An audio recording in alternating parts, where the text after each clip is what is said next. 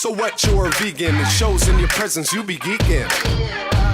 And you've been seeking the same light, speaking the game like the internet. So what do we do about science in this context? If language is not capable of, or even wasn't ever supposed to be about representing any objective world, what does science become then? Is it just a more consensual coordination of public practice, or what is going on with science?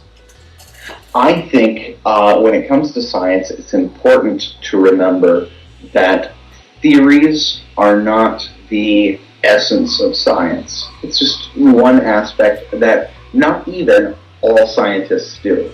The essence of science, if there was ever going to be one, is the collection of data. That means testing in controlled situations. And that's all that means. That's science right there. Anything else that goes on is a fringe effort. So science is data, but what is the data? No, it's the collection of data. Collection of data. Yeah.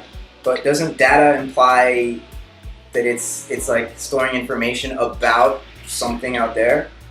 No, not necessarily. If you want to look back at it as this tool language, when you get the results of a test in, that test is phrased in such a way that you now know how to use it in certain other ways. You can reproduce that test. You can use that test as one side of another controlled test. You can, and so on and so forth. I mean, that's the way that it's phrased. Data is there. Tests are done. And data is collected in order to allow us to reproduce that again and again. That is an action. I want to behavior. Okay. I want to bring it back a little bit more about you, actually, because this is your time that we're having you on the channel. Okay. What's your channel? Is there a purpose to your channel? Is there anything other than maybe? Is there a point? Other than your creative expression for your own amusement, is there something else behind it? And you have two channels, actually. Yeah. And there's a reason for that, right? Because maybe you can't be as one channel just doesn't fit some of the ideas and concepts you might want to talk about. Is that fair? I have one channel for things that I put a lot of effort into, and then I have another channel for things that I just don't care enough about, and that's how that works.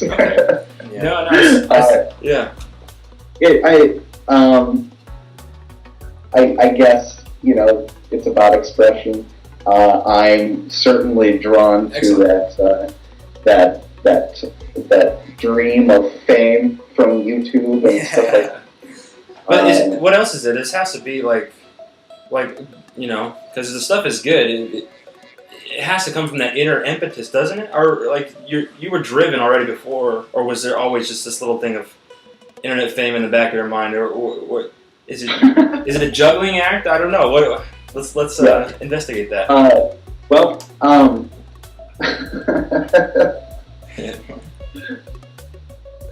I think. I don't know. I don't know why I YouTube either. It's kind of weird. It's. What do your real life friends think of your YouTube stuff? The people that aren't on YouTube and they're your real life friends. I don't have many friends, and the that I do. I'm not as funny, and I'm not as entertaining when I don't have things planned and I'm not writing it down. I can always play with things a lot more in a way that I like when they're written down. YouTube is one version of writing things down, and I think I keep getting drawn back into it because the audience is a very large audience is waiting for me there.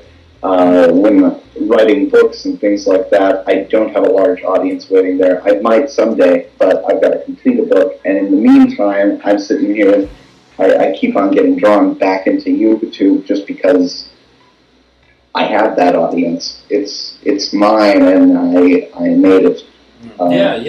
That's interesting that this relationship between writing and recording videos is a struggle for me because, it used to be before I had YouTube, if I had something I had to get off my chest and some ideas that needed to, this is not for Wittgensteinian, but some ideas that I needed to get out, I would write.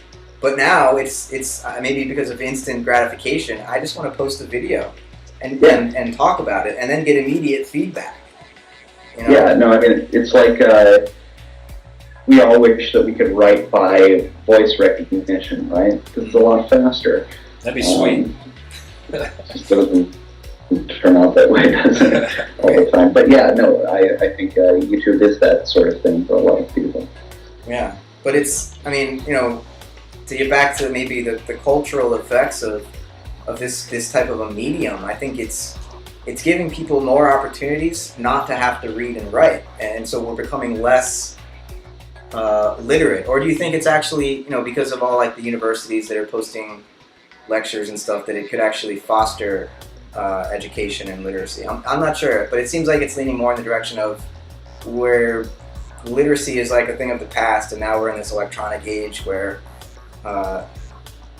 we just have conversations and don't put that effort into crafting a book that takes a long time. There is, I think, an element of craft that is lost just because the internet is so vast. But as far as literacy is concerned, the internet has done wonders for it. When you are in school, up until about the time you enter high school, you are learning around 8 new words a day. And that's like 3,000 words a year, right? And that's while you're in school. And then while you're in high school, you start learning, that fluctuates. You might not learn as many, but at the same time, you might learn more depending on what subjects you're taking and so on and so forth. And by the time you get out of high school, it basically, your literacy flatlines. It plateaus. There is nothing left for you in the world.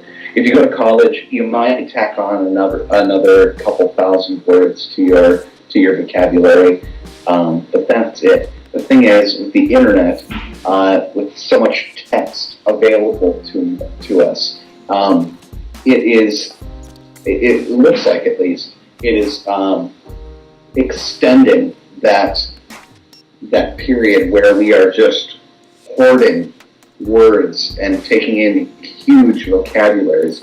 So I think people are becoming much more literate because of it. Even if that means that the words, a lot of the words that they're taking in that are often used are WTF. Yeah, exactly. WTF and LOL. Even if they are words like that, they are still more words than people have ever had before. Interesting. Yeah, I want to get into that, actually. You guys were talking about it. The internet jargon, internet slang, like lol and pwn and ninja and all these things. I was wondering how much of that slips into your conversation with people that might not necessarily be plugged in to the YouTube or internet community. Because I've had a couple times where people just look at me and they're like, "What are you talking about?" They don't, because I use different linguistic community. That's it is type of jargon. You gotta play your I don't use it almost at all in my speaking vocabulary. I use it in my written vocabulary quite a bit because one of my favorite made-up words is Lulwut. Lulwut.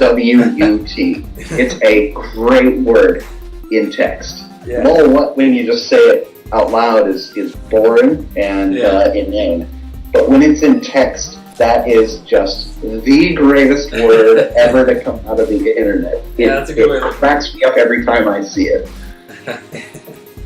That's all I'm going to start posting on any video that you do now. What? Which is, I mean, you say you have a channel that you put a lot of effort into your videos. It's obvious it comes through. And then this other one, is it just me? I don't see you post too often. Is there a lot of things in your real life going on right now that, or maybe it's just we're just ridiculous about posting as much as we can and we're just crazy? I don't know. Yeah, I don't post as much as I can. It's just that if I get a little idea that I'm thinking, oh, maybe I could do that for a big video or a very intricate video, and I decide against it, then I post it on the other channel.